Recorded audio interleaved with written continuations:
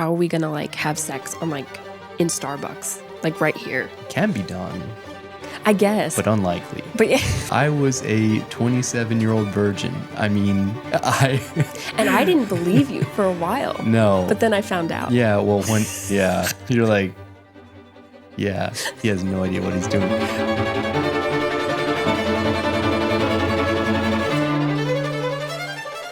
This is Bre. This is Yannick. And welcome to the Look at Us Now podcast. And they said it wouldn't last. Today is episode 2. And what is this episode called again? Most honorable courtship. The most honorable courtship, guys. Very honorable. We're going to give you a continuation of our story from when we met on episode 1.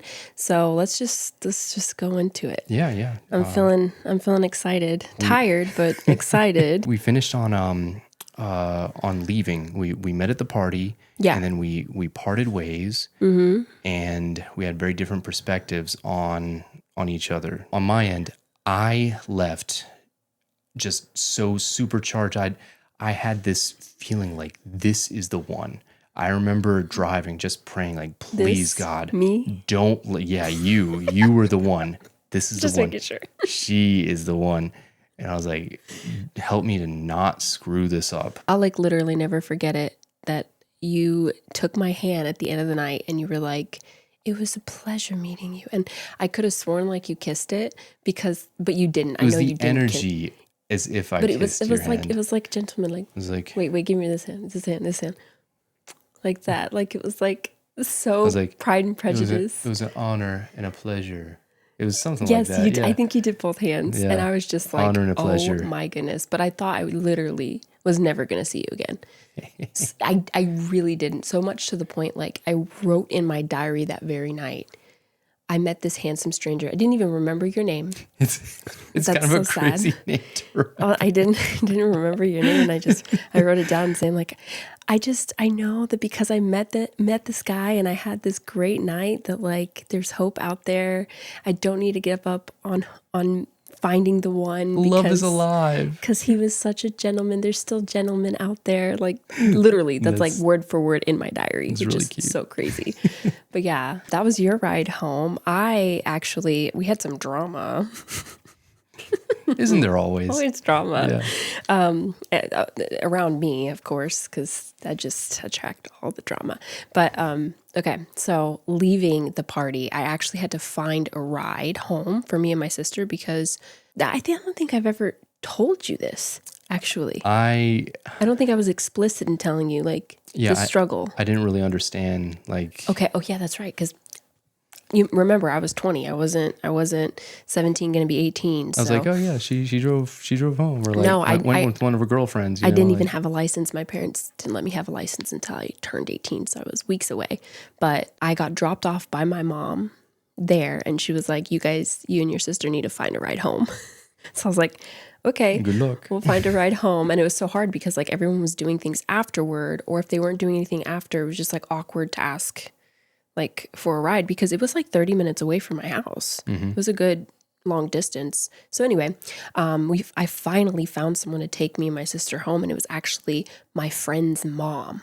And she was wrapping up and doing all these things at the party, like cleaning up and stuff. And it took her a while to like actually like get in the car and leave. And I saw that we were going to be late for curfew because I had a set curfew. I think it was either like 10 or 11 o'clock was our set curfew.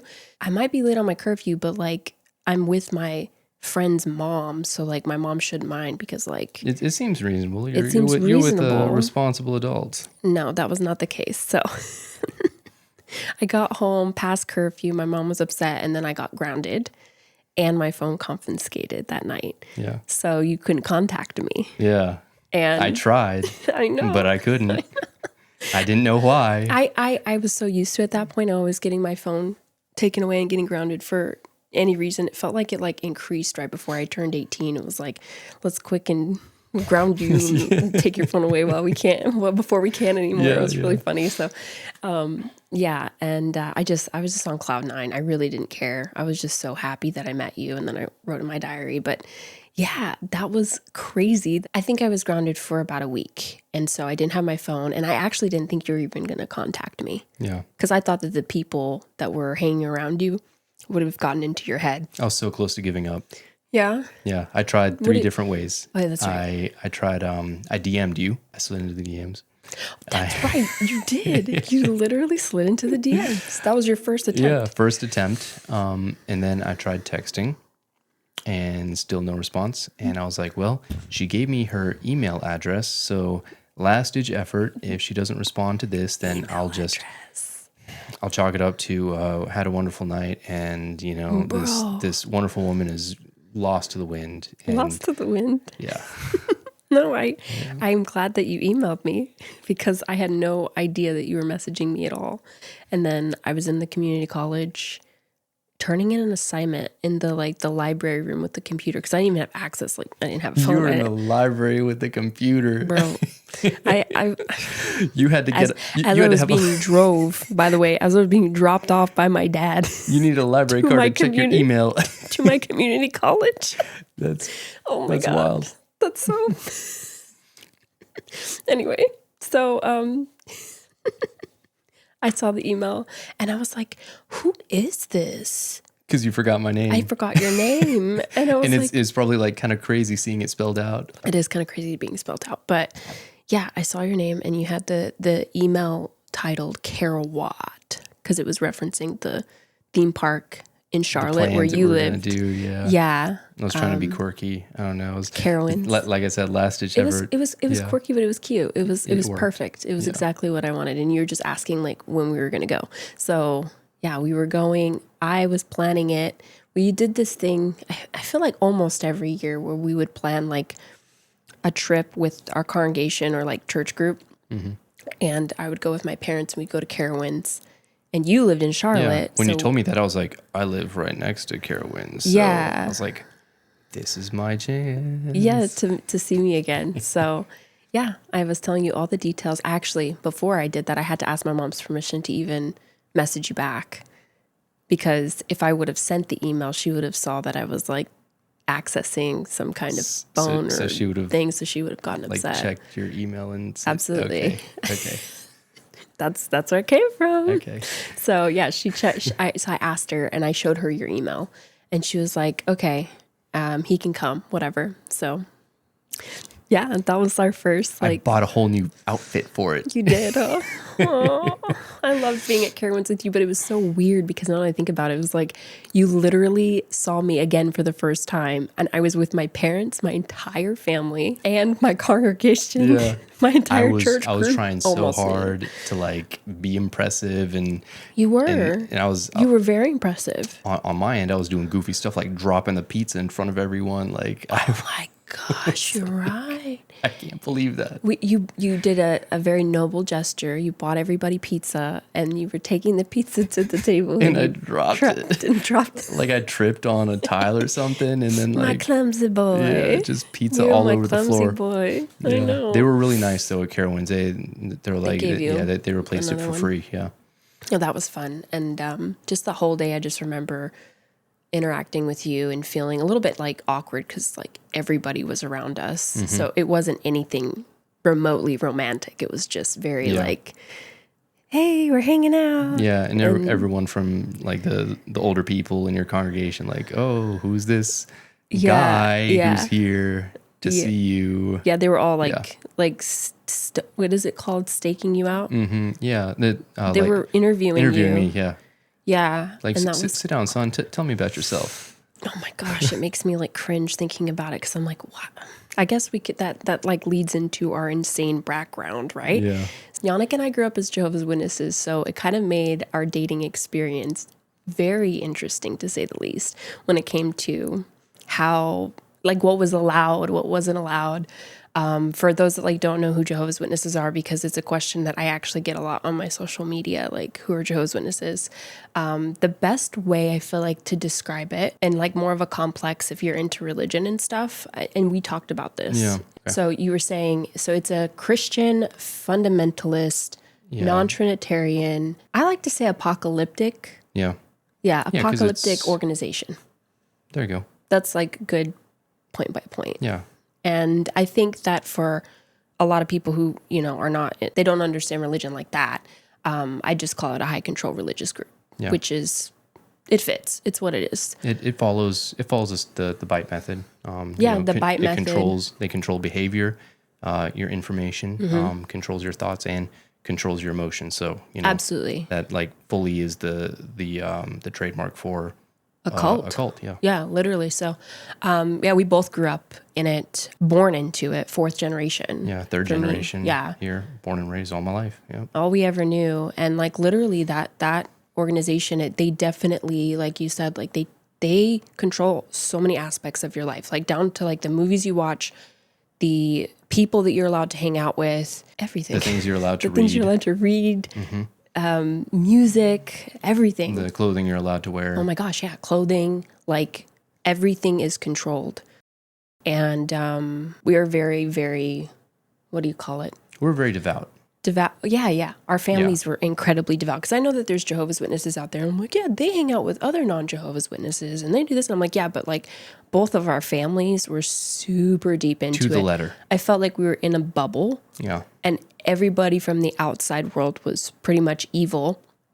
And the only reason why I would have relationships outside of Jehovah's Witnesses were, in my mind, like trying to convert them. Yeah. That's how I felt okay. I remember, with hanging out with certain people. Yeah, doing the same thing. Like, and that was very limited too. I can hang out with them with this cool guy if he studies with me. Bro. Yeah, no, but like I remember in school, like I was not allowed at all to hang out with anyone in my schools. And I remember like sneaking in middle school with my little flip phone in my closet late at night to talk, not even to a boy. I was talking to my girlfriend and I was so like guilty and scared that I was going to get caught talking to a girl at school. Like that's literally, that was the control. So like that's really, really, really sad. And it makes me like shaky. Yeah. It's a lot. It's a lot to talk about, I think, too, because you're not supposed to talk bad about it. Like if you leave, like you're not supposed to say anything. Yeah. Like you're just supposed to walk away, keep your head down. You're supposed to leave in disgrace. In disgrace. Yeah. And I think that I'm glad that we're talking about it because it helps us too, but then it'll help other people. Yeah. Because it's okay to talk about it. Yeah. You don't. It's our truth. It's a lot of people's truths. Yeah, you don't die when you leave, but we'll get into that in other episodes. So talking about how, being a Jehovah's Witness kind of shaped our dating situation, I think is important because it made things very interesting. Yeah. When you date, it's pretty much like you're stepping into an engagement. Like there's no gray area. You have someone that you might be interested in, and then once you start dating, it's like you're engaged. Yeah, like it's very serious. Very, very it's serious. Dating with a view to marriage, but like seriously with a view to marriage. Yeah, and if you like date too many people, you're looked at you're like a floozy. Yeah, you're a floozy. You're looked at wrong. Yeah, I was a floozy. I only dated it was less than 5, and I was like, I had a reputation. People were at the party that I met you telling me that you were like, you were a hoe. hoe. He's a hoe. I was like, a hoe. I know. I think they just said player. Yeah. He's a player.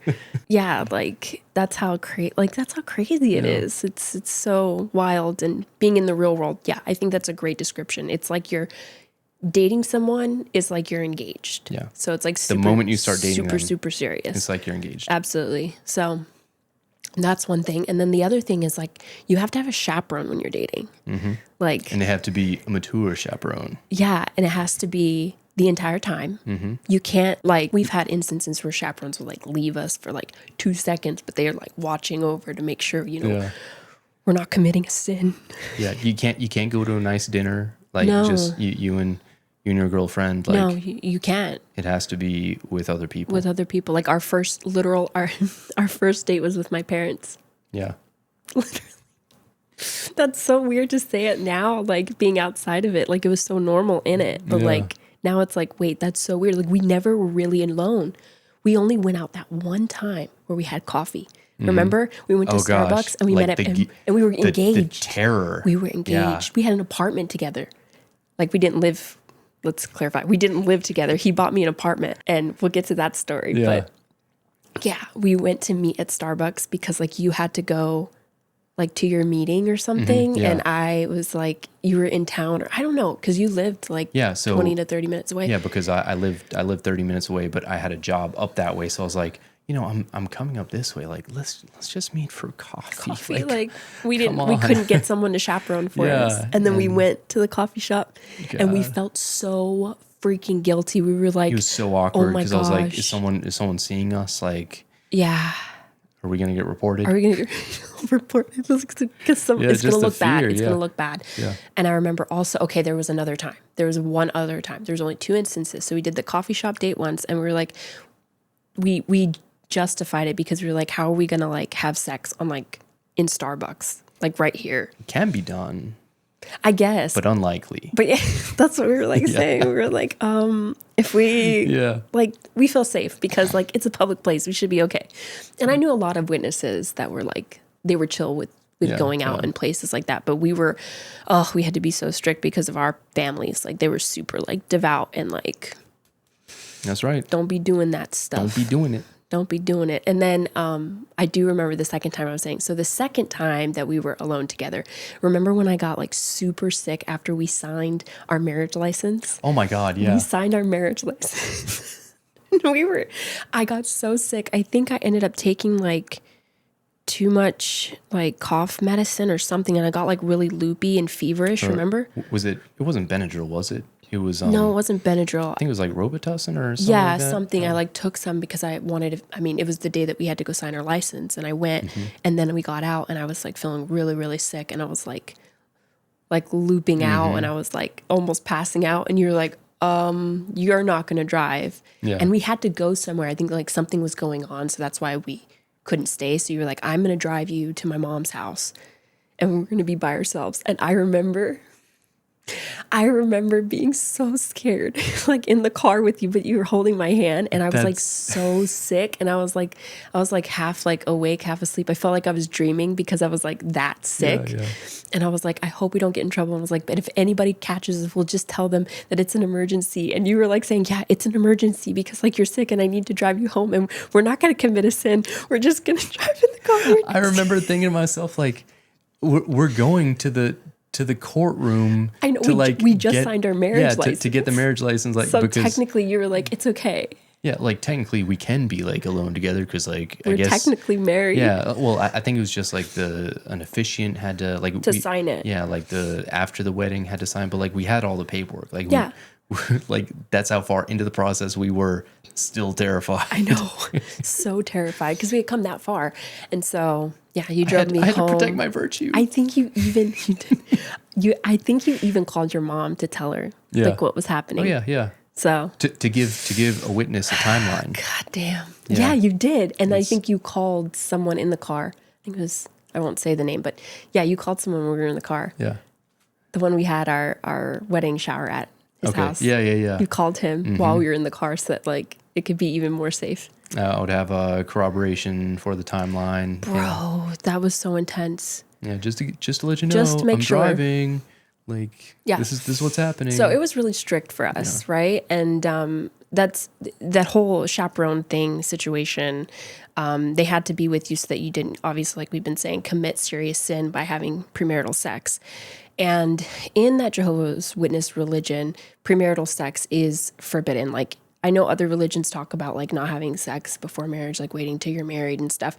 But like this is enforced. If you engage in premarital sex, you will be removed from the congregation. You will no longer be one of Jehovah's Witnesses. Yeah, but the punishment is more intense than that. Like, you lose your entire community because as a Jehovah's Witness, you're pretty much only supposed to be and have relationships with Jehovah's Witnesses. So that includes your entire community, your family, your friends. Nobody can speak to you and have relationships with you while you are no longer a Jehovah's Witness or in that disapproved state. Yeah. And I had firsthand with this. I knew exactly the whole process because when I was 15, I had premarital sex. It was my first time. And I had it with a boy in our congregation.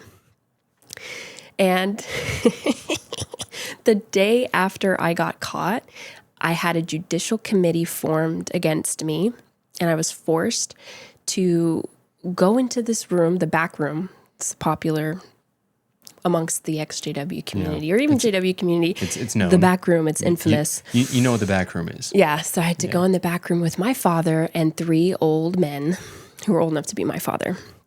and literally sit there and explain to them in explicit detail all about my first time having sex, what panties I was wearing, what color panties I was wearing, if I was penetrated, where I was penetrated, tit for tat, everything. They have to determine repentance.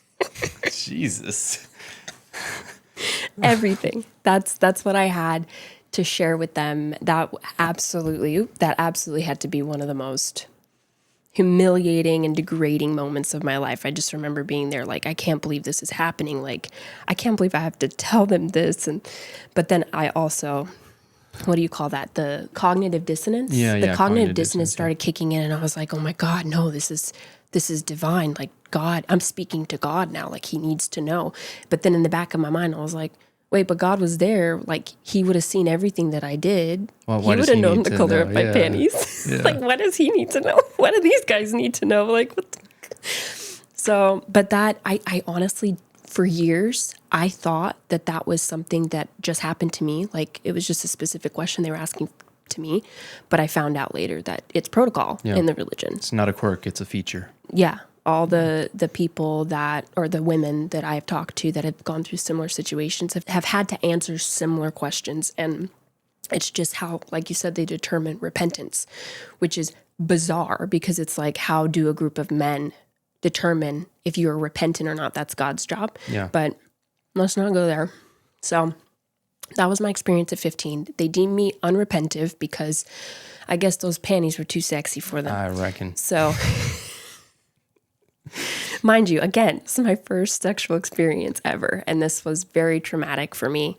That made me so sad, just knowing that your first experience was just ended up leading to the most traumatic event of your life. Like that broke my heart. I thought that was traumatic. No, what follows was even more traumatic because when they determined that I was unrepentant, they removed me as a Jehovah's Witness. So I was no longer a Jehovah's Witness. An announcement was made. We had meetings 2 days a week, yeah. And I would walk in and I would be completely ignored by everybody. All of my old friends that were there, anybody that had communication with completely ignored me. And I would just walk up to the very front of the Kingdom Hall, which was mandated by my parents. It's not like something Jehovah's Witnesses make you do. It's just my parents. They like to just do a little. You gotta wear the dunce hat. Wear the dunce hat. So I went up to the very front right before the service started, and I would sit up there. And then right after the service concluded, I would leave out immediately and sit in the car and wait for my family to come out from congregating. And mind you, as a Jehovah's Witness, like that was my only means of community. Like I didn't have friends at school. I didn't have like you got pulled out of school. At that point. They also, but that again was my parents' thing. They pulled me out of school, so I didn't even have that. I went straight to homeschool. That's why I ended up graduating early. In the last episode, I talked about graduating early. Mm-hmm. That was why. So yeah, I got pulled out of school. I could talk to my family. I couldn't have deep conversations with my family members. And this was like direction given to them. Like they could tell me like, hey, dinner's ready, or hey, like just necessary go business. Downstairs and get this. Yeah, exactly. That was exactly the term that they used. Just necessary business. And that was the only thing. I didn't even speak to my siblings for a while because I was in a disapproved state. And I honestly felt like I had like the devil within me. How many months not speaking to your siblings? 11 months. 11 months. It was almost a year. That I was disfellowshipped, at least that's what it was called at the time. And that was honestly the most terrible, lonely. I get so much anxiety talking about it now, and it just ruined so much of my growth and development at such a young age. I was 15. Like I was to lose an entire years year old. I was a child. Yeah. And I know I was doing adult things, as they like to call it, but I was a child. And so I remember all I did those 11 months, all I did was stay in my room. Most of my time I spent in my room. If I wasn't in my room reading my Bible, I was reading the Bible like it was out of style. I had like scriptures on my wall because I was like trying to purge the devil or whatever. I was trying to get the devil out.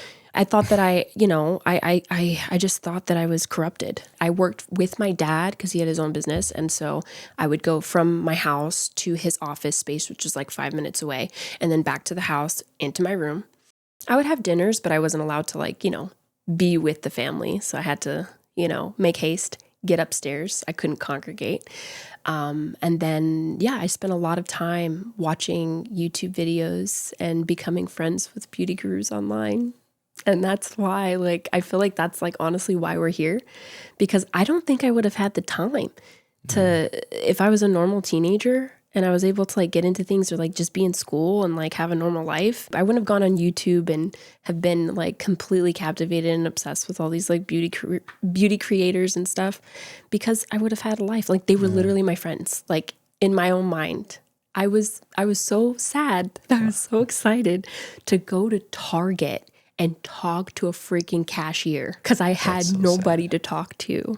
And I don't want you guys to feel like boohoo sorry. I don't want to share this to like for people to feel bad for me, but like I'm just trying to explain the atrocity of what they did, that organization, what they've done to not just me, but so many people out there. Yeah.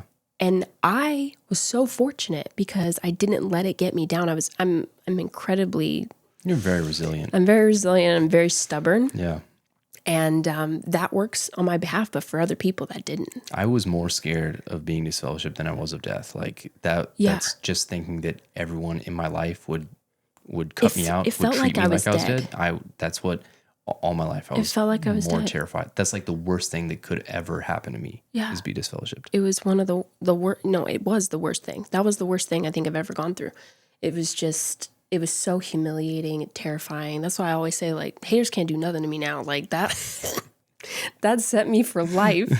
That was a really hard thing. So yeah, 11 months. The whole process of like getting back into the religion is that you have to not only attend those meetings, but you have to write a letter telling the committee that you talked to in the beginning that you're repentant and that you are ready to come back.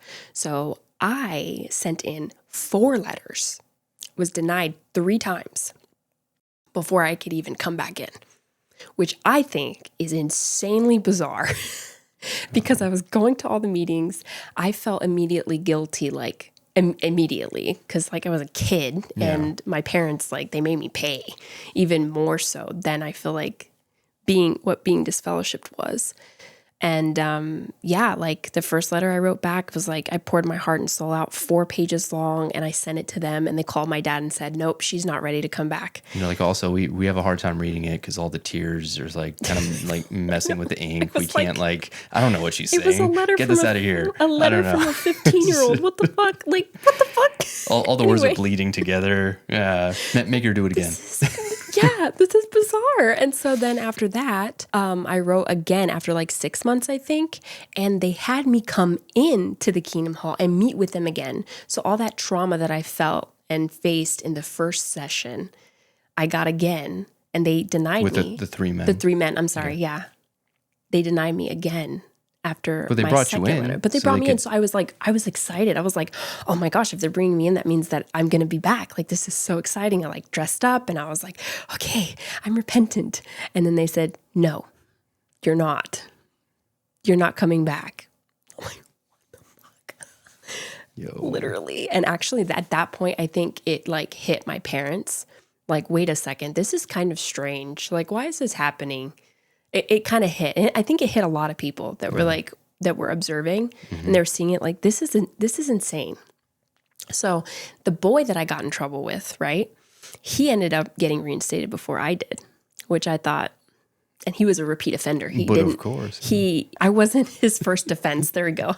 I was not his first offense. And that was my first offense. I was a good girl. Like I literally weeks prior was giving assembly talks, like, if you guys don't know what that means, I pretty much gave like a speech being an example of a Jehovah's Witness in front of thousands of people.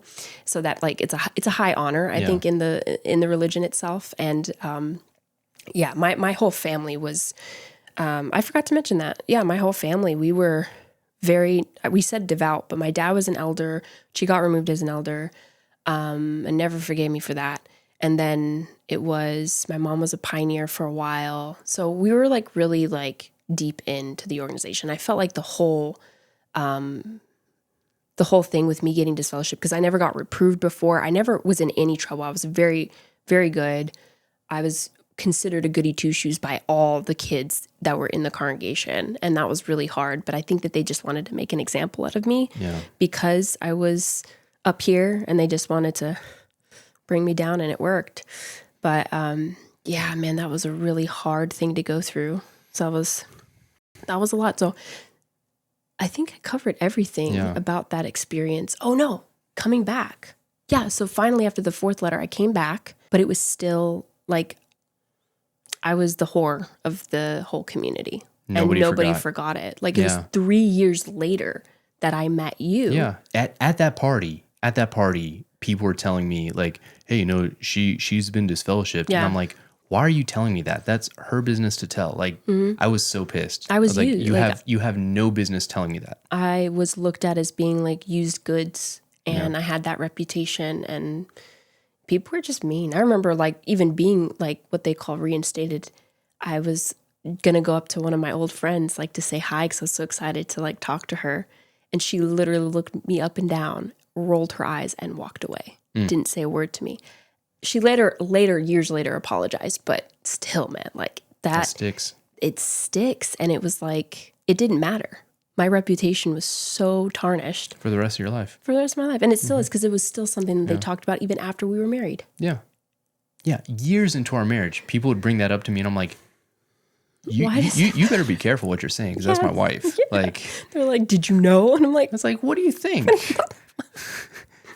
Oh my gosh. So yeah, that's why I was like super terrified too of screwing it up with you, because I was like, heck no, we ain't gonna go through that again. That was a lot. That was a lot of trauma, bro. So I'm good. I'm not gonna do that again. Straight and narrow. Yeah, straight and narrow. And then people were like, yeah, you're gonna, because that's another thing that they do in that religion, is they say that when you get disfellowship once, or when you leave once, you can easily, be disfellowshipped again. At least that was, I feel like, the culture. Yeah. So I was like really scared. Repeat offender. A repeat offender. I was really scared of that. And then the other thing that is like the stigma is if you do have premarital sex with somebody, right?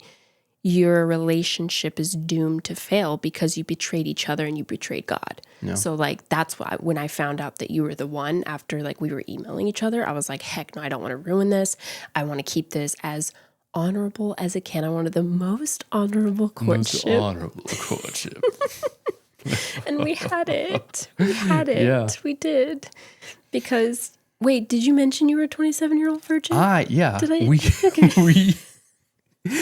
Throughout all this, I was a 27-year-old virgin. I mean, And I didn't believe you for a while. No. But then I found out. Yeah, well, you're like, yeah, he has no idea what he's doing. No, I had protected my virtue all that time. So I figured might as well see this through. Yeah. I was terrified that God would punish me if I had premarital sex. It was not if, it's when, because that sucks. It's still hard. Yeah, it's even think about. It's weird. Yeah, like it feels kind of like heavy in my soul, because that's something to carry for a long time. Yeah. For years you carried it too. Yeah. I remember that it's like a block. Mm-hmm. And we'll talk about our first time together, of course. Hey. That'll be fun. But oh my gosh, yeah, that was you were a good old boy. I was a good old boy. Good old boy. Good old boy. Yeah, that's also, I think, why I felt a lot more confident going into the relationship given our age difference too. I was very innocent. Very. I had that boyish innocence written all over my face. No, absolutely. You did. So, you did. You literally did. And so everyone was like, oh, he's a pedophile. And I'm like, okay. You're like, am I a child? Like, hello? I know, like what? You tried me as an Anyway, adult. Like now I'm a child. Yeah, there you go. Yeah. I'm like, bro, I was a grown ass adult before I was even 18. And then when I turned 18, because we had to ask my parents for permission. Oh yeah, so let's go back into the dating world. So yeah, we asked my parents permission to date. I had already been 18 now, and we went on our first date with our parents to downtown Durham. Mm-hmm.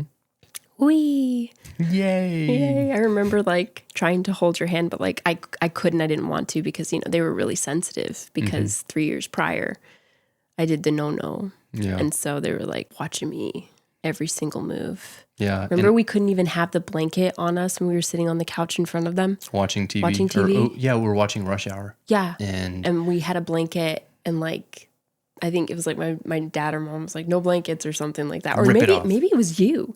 Maybe you were the one that was like, no blankets. That actually sounds like something I would do. He was like that. He was like very straight-laced. And I liked it though, because it was such a contrast. And it like made me feel safe, because I was like, he really loves me. He respects me because he wants to see this through till marriage. Yeah. And that was really important to me. I was so scared of messing anything up. Like, I was.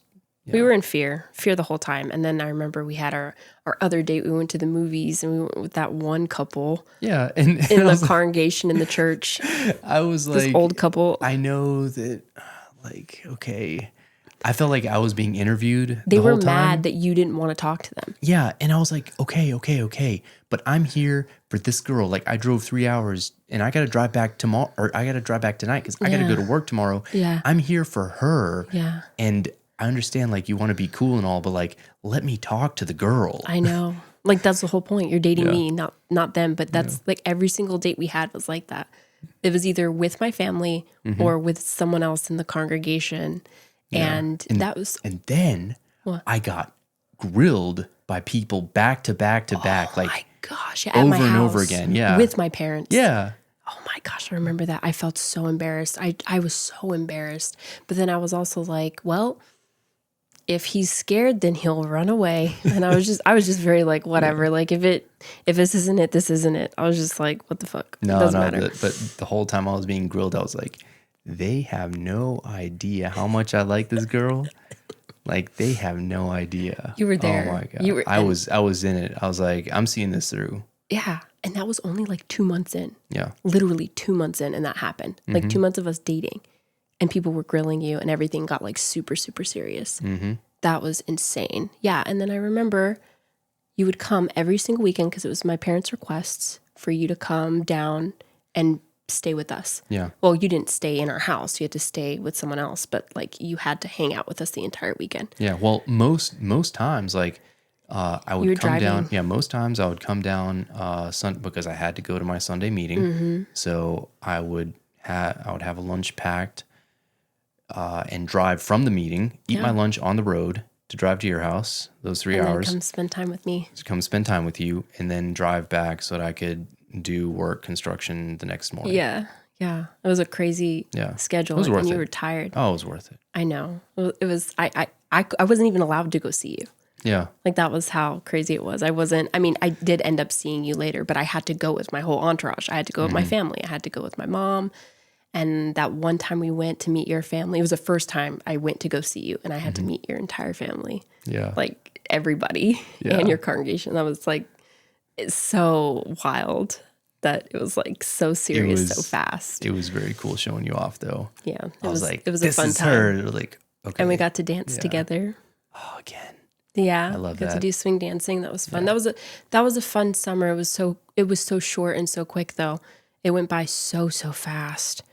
And it was like this like small moment of like bliss. Like, I felt like it was like a movie, just like us being together and learning about each other, and that sexual tension. Yeah. Like, we couldn't even like, you didn't even kiss me until like, was it 3-4 months? 3 or 4 months in. And it was when your sister, we're listening to Iration. And my sister went to the bathroom. Yes. And for a few seconds, it felt like. Yeah. And you kissed me, and I was like, and then she came back out, and we were like smiling. She's like, what happened? What happened? What happened? And I'm like, shit. Like, it was our first kiss. Yeah. Let us have our first kiss. It was It was nice. It was a nice Iration. kiss. It was the best kiss of my life. At that point? Absolutely. I'll take I've it. told you this. I'll take it. I told you it was the best kiss of mine because I was nervous because I had kissed other boys before, but I was hoping that like yours was going to be different, and it was. It was like it was full of passion. It was very and passionate. Dreams. And you kissed my fingers one by one. Oh ho ho. Oh ho ho.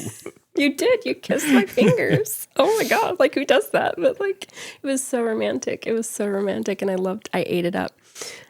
So that was our first kiss. And then we later told each other, I love you. I love you. That was shortly right after. Yeah. No, I think you said I love you before. Did we already kiss?